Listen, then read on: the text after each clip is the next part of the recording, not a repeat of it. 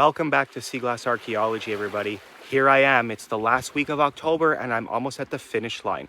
There's only 5 more cruise ships coming into Sydney during the 2022 cruise ship season, and I can't wait to catch up on some rest that I've been missing over the past 5.5 months and getting down to the shoreline, making some great discoveries and sharing them with all my friends all over the world. So thanks for tuning in.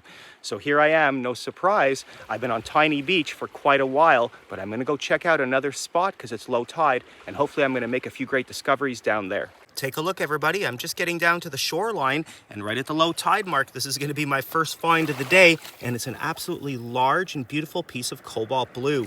We can see over here we got the base for the bottom of the bottle, so this would have been the inside, and it's a little bit thicker, so this is probably an earlier piece too. This could probably be like 1920, 1930, and that's when the majority of the bottles that I pull out of the shoreline were made.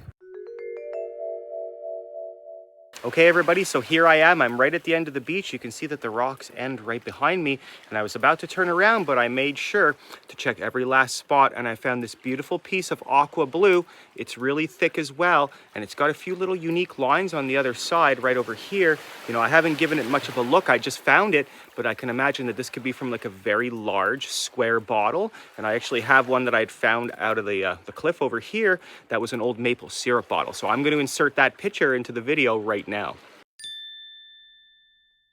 This is a nice frosty piece, everybody, and I'm so glad I found it. It's not 100% aged to perfection like a lot of the pieces I find here at the end of the shoreline, but I'll happily take it. And now check this out, everybody. I wasn't 100% sure when I first found it if this was plastic or if it was glass, but now that it's had a time to dehydrate, you can see by this rough edge right over here that this is 100% a beautiful piece of red glass. Now, it doesn't have much of a curvature to it. You can see that it's really flat and it's really consistent. You can also see that the bugs are all over me right now. This is too much. So what I'm going to say is this could actually be something like a glass, like some sort of a chalice, something like that luminarc, that vessel that I shared with you a long time ago, a piece of French glassware. It's a lot brighter, so we can hypothesize that this is a 20th century piece. And you can see that the bugs are absolutely all over me, guys. So I'm going to have to keep going over here. This is just too much. Now take a look right over here, everybody, at this amazingly large piece of clear sea glass. It might actually be crystal. It's really thick. It's over ½ an inch thick. Who knows how long this beautiful piece of sea glass right over here has been mixing and integrated with all of these rocks, smoothing down to perfection. It probably doesn't even know that it's a piece of glass. It feels like one of the gang over here in these rocks. And of course, everybody, no video would be complete unless we found a really well-aged spark plug. Not too long ago, I found that piece that I matched to a 1928 Ford Model A. So it's always fun to imagine that a spark plug like this might have originated from one of those really old cars that found its way into the ocean probably 80 to 90 years ago.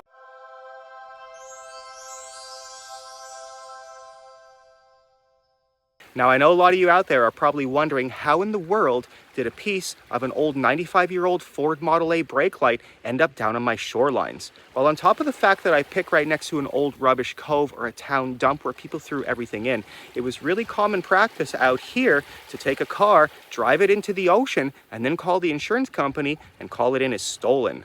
Now, it's pretty wild because not far from here on very low tides, there's a spot where there's about 10 or 12 big block old engines from cars that are just sitting there. And even though I've lived here for 15 seasons now, they haven't moved through all of the storms, even though one day I remember I came out here. Oh, there's a bug right there on my screen. You can see it. The bugs are everywhere, everybody. But I remember one day I came out here and there was like a modern, maybe a 1990s Ford Taurus station wagon. It was washed up on my shoreline. The next day it was gone and I haven't seen it since then. So it's kind of amazing that these big block engines, the water isn't able to displace them and take them back out in the ocean, wherever that old Ford station wagon is. This place is absolutely exhausted, everybody. There weren't too many spots that I could look for sea glass because when Hurricane Fiona came through, she pushed up a whole bunch of larger rocks that are covering all of the rich rock-bearing sea glass material that I'm so used to looking through. So now I'm going to head back to Tiny Beach and hopefully I make a few great discoveries out there. So when I got to Tiny Beach, I could see that there were footprints and a few little dig marks all over the beach. So I know that somebody was already here and they found all the good stuff on the surface. That was okay by me because I'm here to look for tinies. And then I walked around right to the edge, right where there's a little bit of armor rock, and I found this amazing marble. It's a solid red sea marble. Now, something like this could actually have originated from a game like Chinese checkers or aggravation, like I've talked about before. So we'll insert a picture of that just in case anybody hasn't seen it. I'm really glad that this marble is coming home with me. I'm really glad that it was missed because a lot of people, they come down to the beach and they walk really quickly, but you have to look very diligently or you're gonna miss a beautiful find like this one.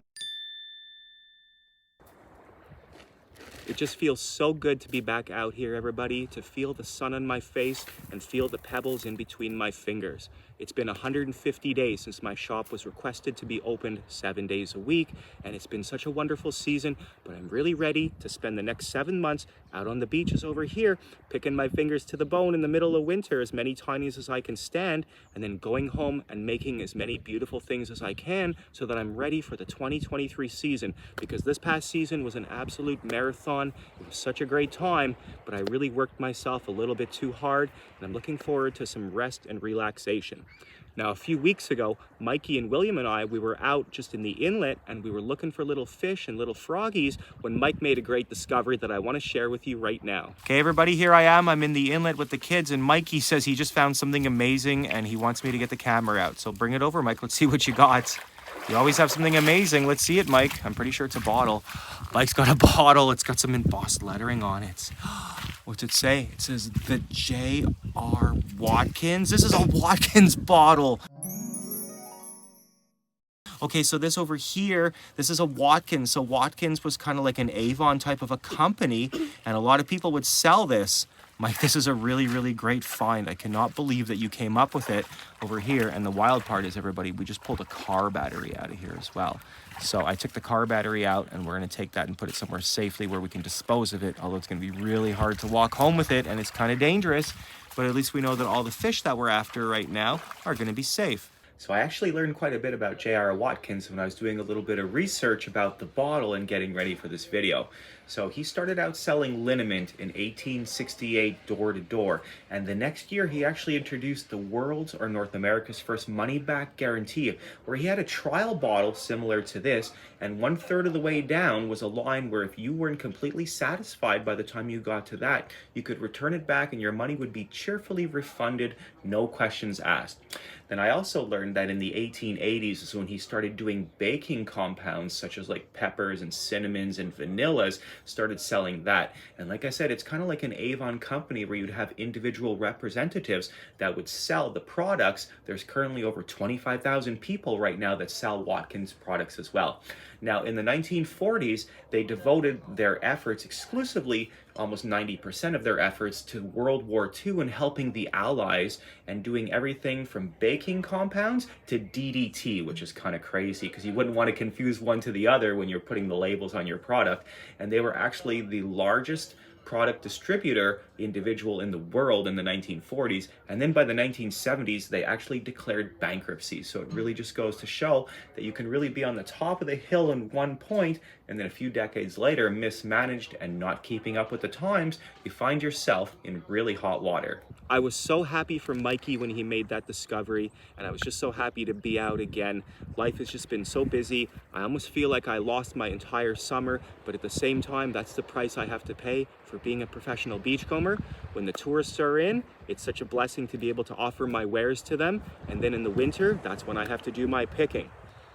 It's a dirty job, but I love to do it. Okay, everybody, so I'm picking the tinies. It really hasn't been that long. It's gonna be really hard to share this with you, but I just found the world's smallest sea marble. So I'm gonna try and hold it so you can see. It has a tiny, tiny little streak, a little vein of yellow going right through it, and it's barely 1 millimeter by 1 millimeter. So I'm gonna try and insert a picture of it right over here in the video so you can probably see it a little better. But this is gonna be really hard to photograph because it's probably the world's smallest sea marble, and it absolutely is the smallest little fragment of a marble that I think I've ever recovered in my 15 years out here on the beaches. While this piece over here isn't that well aged, it's very safe to assume that this comes from a Coca-Cola bottle because we can see the CO.